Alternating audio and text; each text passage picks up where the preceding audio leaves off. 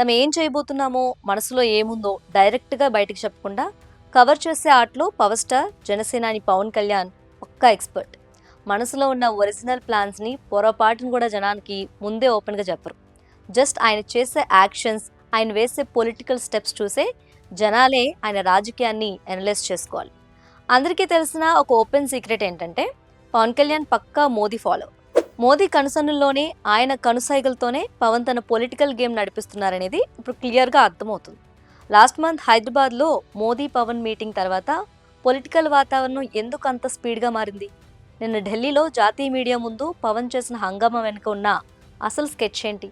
BJP వేసిన target south India master plan ఏంటో ఇప్పుడు క్లియర్‌గా చూద్దాం. Last month PM Modi Hyderabad వచ్చి పవన్ కళ్యాణ్‌ని పరామర్శించాక ఒక్కసారిగా సీన్ మారిపోయింది. ఆ మీటింగ్లో బ్యాక్ ఎండ్లో ఎలాంటి ఇన్స్ట్రక్షన్స్ వచ్చాయేమో కానీ కరెక్ట్గా జూన్ 2వ తారీఖున, అంటే తెలంగాణ ఆవిర్భావ దినోత్సవం రోజున పవన్ ప్రెస్ మీట్ పెట్టారు. అప్పటి నుంచి సోషల్ మీడియాలో పవన్ పేరు మారు మోగిపోయింది. అంతటితో ఆగకుండా సోమవారం ఢిల్లీలో ఏకంగా నేషనల్ మీడియా మొత్తాన్ని అట్రాక్ట్ చేసేలా ఒక మీటింగ్ని అరేంజ్ చేశారు.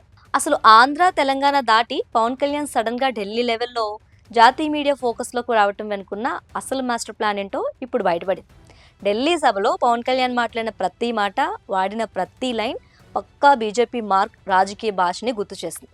దేశమే ఫస్ట్, మిగతావన్నీ నెక్స్ట్ అంటూ బీజేపీ నేషనల్ లీడర్స్ ఎలాంటి ఐడియాలజీతో మాట్లాడతారో సేమ్ పవన్ కూడా అదే టోన్ మెయింటైన్ చేశారు.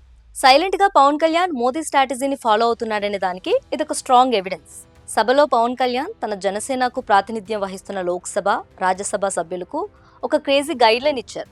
జనసేన ఎంపీలు కేవలం తమ నియోజకవర్గాల సమస్యలకే పరిమితం కాకుండా దేశవ్యాప్తంగా ఉన్న జాతీయ అంశాలపై, నేషనల్ ఇష్యూస్పై పార్లమెంట్లో గలమెత్తాలని సూచించారు. కశ్మీర్ నుంచి కన్యాకుమారి వరకు దేశ సమగ్రత, రాజ్యాంగ విలువలు, జాతీయ ప్రయోజనాల కోసం జనసేన ఎంపీలు పోరాడాలని పిలుపునిచ్చారు. ఒక రీజనల్ పార్టీ లీడర్ తన ఎంపీలను నేషనల్ లెవెల్ ఇష్యూస్ మీద మాట్లాడమంటాం అనుకున్న అసలు ఆంతర్యం ఏంటి? ఇదంతా పక్కా బీజేపీ స్క్రిప్ట్ కాదా?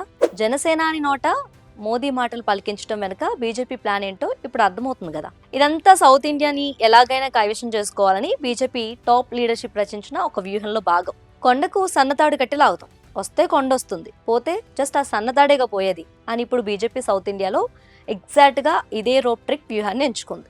కేరళ, కర్ణాటక, తెలంగాణ, ఆంధ్రప్రదేశ్, తమిళనాడు లాంటి ఈ 5 దక్షిణ రాష్ట్రాల్లో పవన్ కళ్యాణ్కున్న విపరీతమైన క్రేజ్, చరిష్మాను వాడుకొని ఎలాగైనా బలపడాలనేది బీజేపీ ప్లాన్.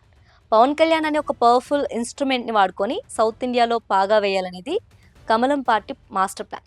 మేబీ ఈ మొత్తం సౌత్ ఇండియా బాధ్యతను పవన్ కళ్యాణ్ భుజస్కంధాలపైనే పెట్టి ఆయన్ని బీజేపీ వాయిస్గా మార్చబోతున్నారేమో. మరి ఈ కమలం ప్లాన్ గ్రౌండ్ లెవెల్లో వర్కౌట్ అవుతుందా లేదా అనేది బిగ్గెస్ట్ క్వశ్చన్ మార్క్. మోదీ మాటల్నే పలుకుతూ నేషనల్ పాలిటిక్స్లోకి ఎంట్రీ ఇస్తున్న పవన్ కళ్యాణ్ సైలెంట్ మూవ్స్ చూశారుగా. ఎన్నాళ్ళు దాచిపెడతారు సీక్రెట్స్ అనేవి? రాజకీయాల్లో ఎప్పుడూ దాగి ఉండవు కదా. మేబీ మరో 2-3 మీటింగ్స్ జరిగాక పవన్ కళ్యాణ్ కంప్లీట్గా ఓపెన్ అప్ అయ్యే ఛాన్సెస్ పక్కాగా కనిపిస్తున్నాయి. అప్పుడే అసలు నిజం తెలుస్తుంది. మరి పవన్ కళ్యాణ్ భుజాలపై బీజేపీ పెడుతున్న ఈ మిషన్ సౌత్ రెస్పాన్సిబిలిటీ సక్సెస్ అవుతుందా? జనసేన ఎంపీలు నేషనల్ లెవెల్లో గలమెత్తితే సౌత్లో బీజేపీ బలపడగలదా? మీ ఒపీనియన్ ఏంటో కింద కామెంట్ సెక్షన్లో ఖచ్చితంగా షేర్ చేయండి.